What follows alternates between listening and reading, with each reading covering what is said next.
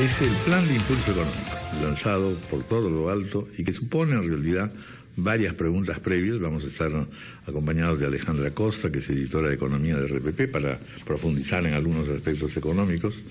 Pero me gustaría, bienvenido Alejandra y bienvenido también Alfredo. Buenos días, Raúl. Buenos días, Raúl. Me gustaría Buenos días, Alejandra. Empezar por decir dos cosas. Una primera es esta preocupación que se ha tenido, que durante 8 meses de administración gubernamental nueva, ¿qué cosas son las que de alguna manera se encontraron? ¿Qué se encontró, en otras palabras? ¿Y qué es lo que ha hecho que se desenvuelva con particular cuidado el trazo de una política económico-social? Eso es lo primero. Y lo segundo, ¿es posible el impulso económico sin un previo o paralelo impulso social? Porque después vamos a ver exactamente todos los anuncios que han salido. Estamos hablando de cientos de millones, lluvia de millones, como siempre suele ocurrir a la inauguración de un mandato. Pero sí me interesa saber, alguien podrá decir, bueno, en estos 8 meses, ¿qué ha pasado? ¿Por qué se demoraron tanto? ¿Por qué no han dicho las cosas que encontraban, defectos, etcétera? ¿Por qué no han entrado a la batalla antes de tiempo? Y ahora con estas facultades, ¿qué cosas nos traen? Traen un volumen tal de cosas que tampoco nos orientan lo suficiente. Y la verdad es que todos estos planes económicos, si no nos los explican bien, no nos están diciendo qué cosa es lo que va a pasar en el ciudadano común y corriente y en el panorama social. Bienvenido, Alfredo. Muchas gracias. La verdad que la pregunta está sustanciosa.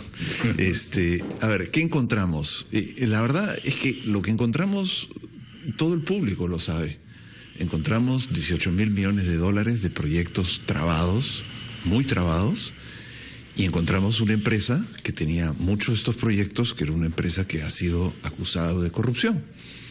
Y creo que no hubo el valor en el pasado de efectivamente transparentar todos los contratos que se habían hecho, lo cual a nosotros nos ha obligado, obviamente, a enfrentar. Ya se tenía un conocimiento más o menos aproximado del volumen de la trafa, por así decirlo. Esto es como los pueblos chiquitos, ¿no? El rumor viene antes del hecho.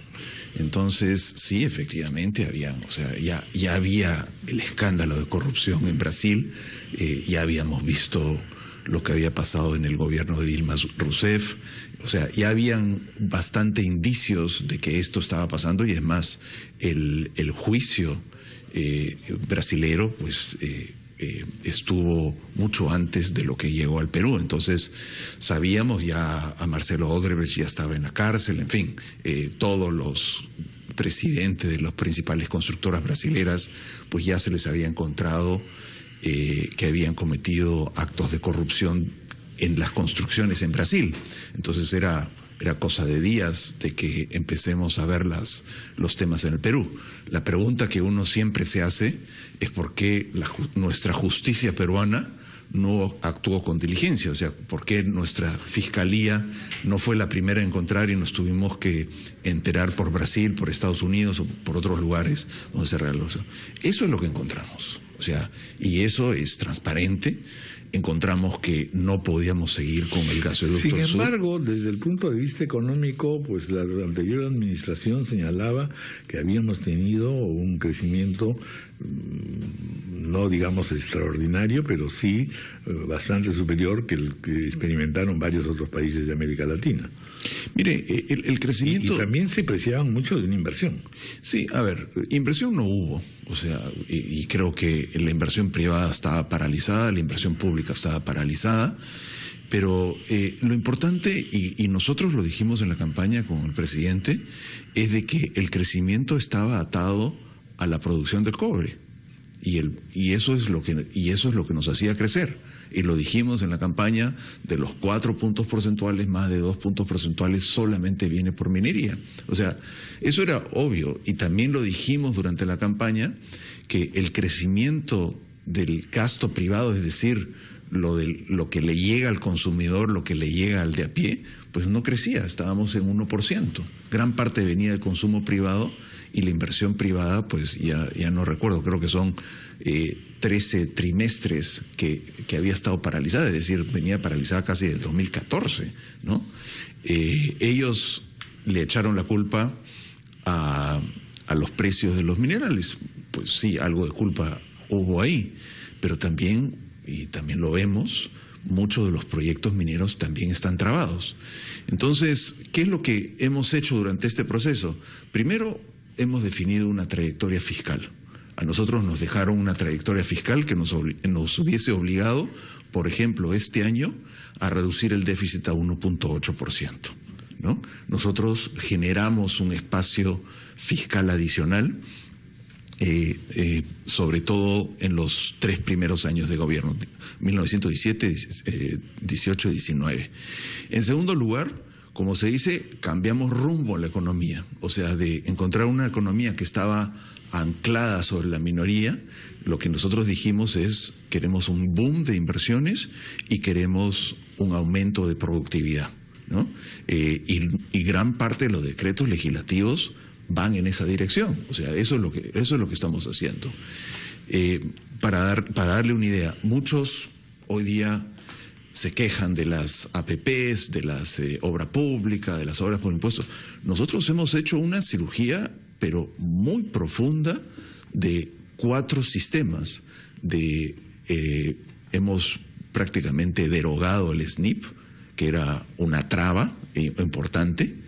En segundo lugar, hemos flexibilizado obras por impuestos, que se está convirtiendo en un instrumento sumamente poderoso para invertir rápido, en menos de 6 meses.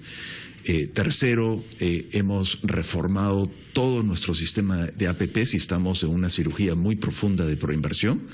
Más, dentro de esa cirugía estamos limitando las adendas, cosa que sabemos que ha sido un problema. Y la cuarta es nuestra ley de contrataciones. En la ley de contrataciones nosotros estamos penalizando a todas las empresas que tienen sentencia de corrupción. Entonces, lo que hoy día nos pasa a nosotros es que, a pesar de que nosotros hemos hecho una vuelta en timón, la gente nos critica en base a lo que nosotros heredamos, es decir, a este sistema, yo diría, de APPs bastante arbitrario. O sea, toda esa capacidad se llevó al Ministerio de Economía y Finanzas y prácticamente se elegía al contratista a dedo, ¿no? Y eso es lo que ha pasado en muchos de los proyectos grandes, ¿no? Ahora, en este planteamiento, de todas maneras surge una pregunta que tiene que ser esclarecida, es decir, que es como, ¿qué es primero? ¿Por dónde se arranca? Evidentemente se necesita hacer una serie de cambios y dictar, en fin, un programa económico, pero al mismo tiempo también explicar y garantizar que esto solamente funciona si hay un impulso social. Que todo esto que se persigue es eliminar todo aquello que hoy día nos está amenazando, que es el desempleo, la baja de ingresos, en fin, grandes problemas en la calidad de vida, grandes problemas en la calidad de defensa ambiental, que lo estamos viviendo de una manera terrible. Yo siempre he dicho en estos días que se nos ha venido el huaico en realidad, y para cualquiera eso es un problema, ¿no es cierto? Pero esta correlación entre lo económico, lo laboral y lo social es absolutamente central que se explique. Y me gustaría que hayan algunos alcances. Y a ver, es el tema central de este gobierno. O sea, yo no quiero entrar en los detalles, pero ¿dónde estamos haciendo en el gasto público la mayor diferencia? Agua y saneamiento. Le hemos dado un fondo de más de 2.000 millones de soles a agua, saneamiento y salud, ¿no? Que son las 2 prioridades del presidente. Pero vayamos un poco para atrás. Por ejemplo, en este plan de impulso que nosotros hemos lanzado, ¿qué es lo que estamos diciendo? Que son cosas audaces que no se han hecho nunca. Por ejemplo, parte de los 4.400 millones de soles van a mantenimiento. ¿Y a mantenimiento de qué? Van a mantenimiento precisamente de una serie de municipalidades y gobiernos regionales que hoy día han sido afectados por el huaico, ¿no? Segundo, estamos poniendo mucho dinero en techo propio y estamos presionando para llevar las casas a la gente de más bajos ingresos.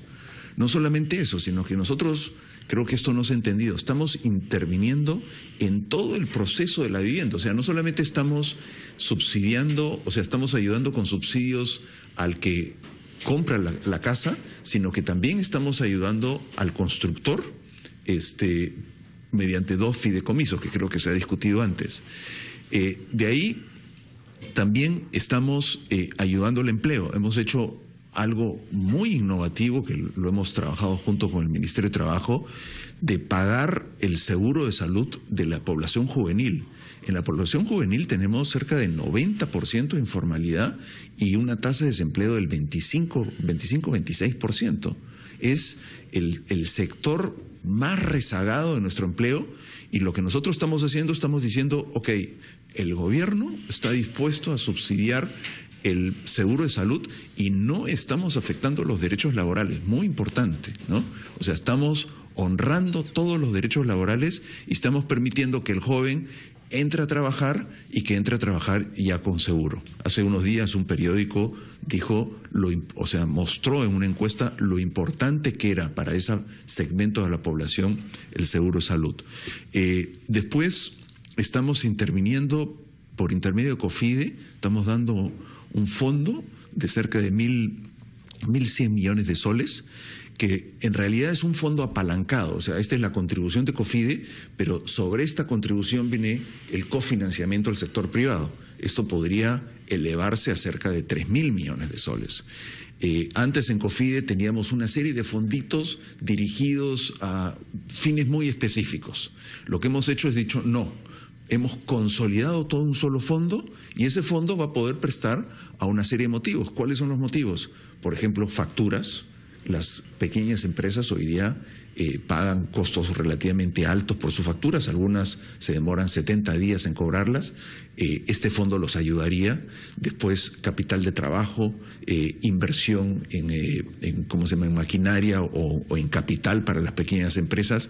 O sea que sí estamos orientados ahí. Y otra cosa que estamos haciendo en paralelo y que me interesaría anunciar es que, como parte de nuestra ayuda de desastres, nosotros somos el primer gobierno que le ha entregado dinero en efectivo al alcalde, 100.000 soles. No solamente eso, sino que también hemos sido lo suficientemente audaces que ese dinero se entregue parte al sector privado para la reconstrucción.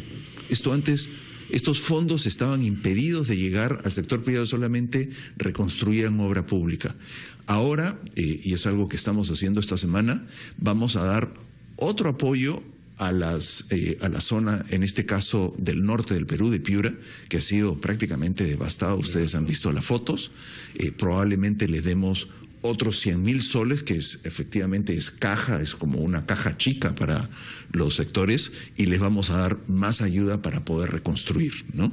Entonces, yo diría que estamos operando no solamente en reactivación económica, sino que estamos asegurando que la reactivación económica vaya acompañada con una formalización y vaya focalizada a los segmentos de más bajos ingresos, ¿no? El último que le quiero mencionar es FONIPREL. FONIPREL es un fondo de cofinanciamiento concursable. Ayer lanzamos la convocatoria, son 1.100 millones de soles. Usualmente FONIPREL se demoraba, el dinero de FONIPREL llegue a la municipalidad, se demoraba 1 año. Nosotros hemos colapsado el proceso a 79 días, ¿no? Lo hemos anunciado ayer, esto debería estar llegando a las regiones en mayo, y también hemos simplificado el proceso. Antes los pobres alcaldes tenían que hacer un expediente para cada obra que hacían. En este caso lo hemos simplificado con una ficha. Entonces, la verdad que yo les digo, sí estamos muy enfocados en que los beneficios lleguen a la gente, y sí estamos muy enfocados en reactivar nuestra demanda interna, es decir, el consumo y la inversión privada. ¿De dónde sale todo ese dinero? El de FONIPREL es dinero que... No tenemos una rehabilitación muy fuerte, digamos, productiva. Mira, el de FONIPREL es dinero que estaba ocioso en FONIPREL. O sea, no se estaba utilizando. Lo que nosotros nos encontramos es con 1.106 millones de soles y hemos dicho, pues hay que acelerar esto. En el caso de los 4.400 del gobierno van a salir de los recursos que nosotros vamos a conseguir de la reforma tributaria que pasamos, ¿no? De los decretos legislativos. Todo el mundo nos dice no han hecho nada, pues ahí está prueba de que sí lo hemos hecho. En el caso de techo propio, nosotros hicimos una asignación presupuestal en el presupuesto del 2017 de cerca de 500 millones para techo propio. COFIDE, estos fondos son fondos que existían en COFIDE, pero no habían sido reorientados, ¿no? Y después, en el caso de lo que nosotros le llamamos el adelanto social, que lo que haría es que traería destrabar una serie de proyectos mineros, estos son créditos que realizaría el MEF a 10 años, es decir, lo que nosotros lo estamos haciendo es, estamos adelantando transferencias a estos gobernadores regionales. Ya lo hicimos con Cajamarca, muy efectivo, y como dije en la presentación el día jueves, hay cerca de 10 gobernadores regionales que lo han solicitado y estamos trabajando para lograrlo, ¿no? Antes de que llegue entre a nuestra insigne colaboradora, la única cuestión que quiero decir es, hay un comentarista que ha señalado diciendo lo mismo, es decir, ojo de dónde viene el dinero en primer lugar, en segundo lugar, sobre todo si no hay más producción, y por qué no se ha hecho un mayor esfuerzo en definir políticas hacia la diversificación productiva. Mira, a ver, el tema de la diversificación productiva, yo no quisiera entrar, creo que eso está más en el campo de Bruno Yufra. Yo sí pienso que está haciendo cosas que van en la línea de la diversificación productiva. Hay un tema, yo diría, de autorías, de qué tan cercanos estamos a lo que hizo el gobierno anterior y cuáles son las innovaciones que ha introducido Bruno. Pero nosotros, a la hora que hablamos de que no solamente la minería puede sostener el crecimiento económico, eso es diversificación productiva. Pero nosotros no podemos pensar en que hay un programa lanzado del Ministerio de Producción que nos va a permitir esa diversificación. O sea, esto tiene que ser un trabajo en equipo, o sea, todo el gabinete tiene que empujar, ¿no? Más el sector privado, más los... Claro, pero eso significa pesca, significa agricultura, o sea, hay una serie de sectores que no estaban solamente dentro de Produce, ¿no? Y que hay que, por ejemplo, hay que dinamizarlos. Otro tema que nosotros discutimos en el Consejo es, por ejemplo, el tema de reforestación y los gobiernos amazónicos. Estamos trabajando en darle fondos a los gobiernos amazónicos precisamente para reforestación, pero eso significa también que tenemos que hacer un catastro, cosa que estamos haciendo con el Banco Mundial, para poder definir los títulos de propiedad y que la inversión pueda entrar en esos sectores. Y también el ministro Ferreiros está trabajando en turismo, o sea, se han hecho un par de intervenciones importantes, pero no se trata solamente, yo no pienso que esto solamente lo puede hacer un ministro, tiene que ser una política de corte transversal que lo tomen varios ministros a la misma vez, ¿no? Sí, Alejandra. Sí, yo quería incidir un poco en el de dónde, ¿no? ¿Qué cambios en el escenario previsto para este año están ustedes notando para permitir este espacio fiscal, ¿no? Un poco, si uno se va a comprar un televisor en una casa, tiene que ganar un poco más de plata, ¿no? Tiene que entrar un poco, ya con un excedente uno puede hacer una inversión de estas características. Es un paquete de 5.500 millones. ¿Cuánto más va a crecer recaudación este año de lo que se tenía previsto y cuál va a ser el objetivo de déficit? Porque algunos analistas están considerando que con las reglas fiscales que ustedes mismos plantearon, este impulso de 5.500 no se podría dar, ¿no? A ver, vamos de atrás para adelante porque creo que es lo importante. En primer lugar, no vamos a cambiar nuestra meta de déficit, o sea, es 2.5. Pero ¿qué es lo que sí hemos hecho? Que el ajuste fiscal que se debió hacer en el 2017, nosotros ya lo hicimos en el 2016. Es más, llegamos en una situación fiscal, yo diría, holgada, que gracias a ese ajuste, hoy día podemos responder.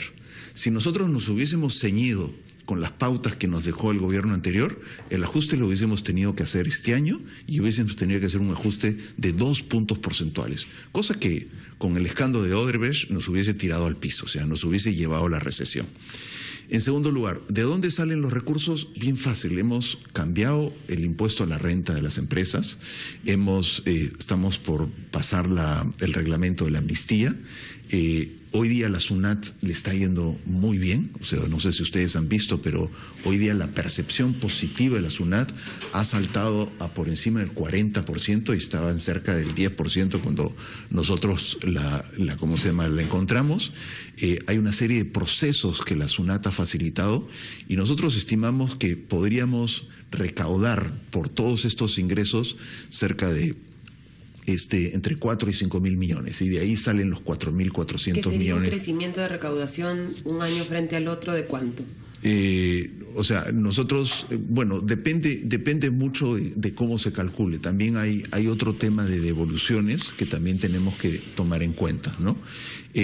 Pero en términos de recaudación es un incremento importante. O sea, nosotros estamos trabajando con la SUNAT, no hemos hecho el anuncio, o sea que no quisiera darte un número ahora, es un número que deberíamos ser consensuado con la SUNAT. Sí. Pero más o menos ese es el número que nosotros tenemos. También tenemos otra cosa que yo pienso que hay que tomar en cuenta. Nuestra ejecución a lo largo de los años ha sido el 65%.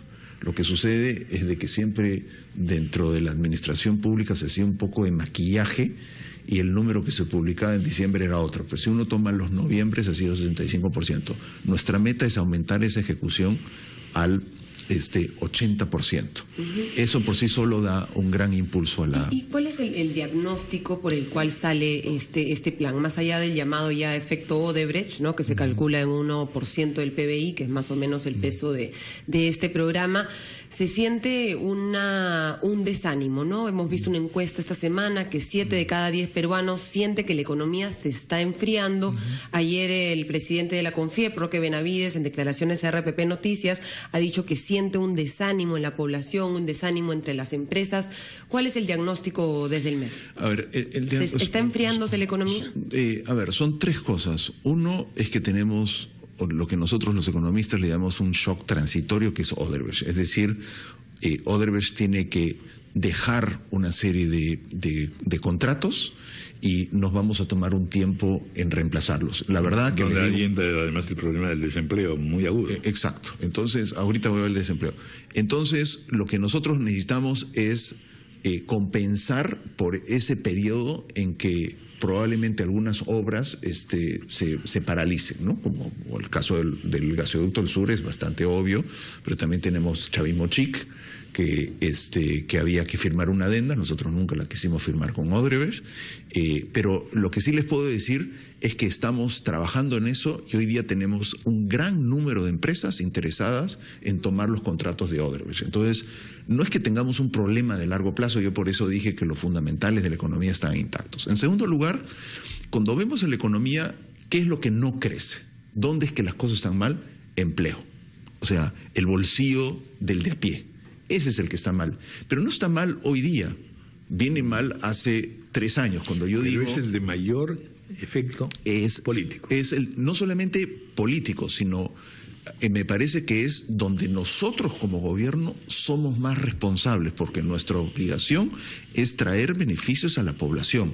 Entonces, si bien la minería puede contribuir 2 puntos porcentuales, eso no se traslada en beneficios a la población. Entonces, de ahí nuestra decisión de intervenir en el empleo, y sobre todo el empleo juvenil. O sea, es la fuente de apoyo de mayor crecimiento.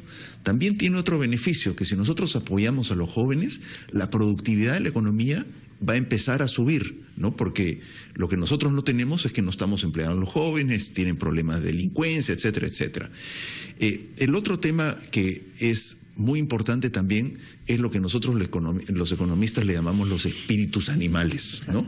Que ahorita están un poco deprimidos. No, a ver, lo que pasa, o sea, la verdad es que había unas grandes expectativas, pues viene el efecto de Odebrecht y la inversión privada no está subiendo.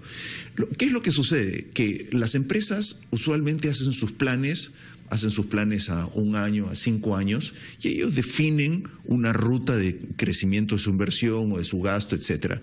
Si las expectativas empiezan a caer, eso significa que ellos van a bajar sus planes de inversión y es muy difícil revertirlos. Entonces, a la hora que uno hace uno de estos planes, lo que tiene como objetivo es asegurarles que la demanda que van a experimentar va a ser una demanda relativamente constante. A eso vamos. Pero nosotros pensamos que este es nuevamente un efecto transitorio, que lo que estamos logrando, por ejemplo, en la salida de Odebrecht, es que estamos trayendo empresas de muchísimo mejor calidad, muchísimo mejores, y lo que nos hemos enterado es que la presencia de Odebrecht impedía que estas empresas contraten con el Estado, ¿no? De acuerdo.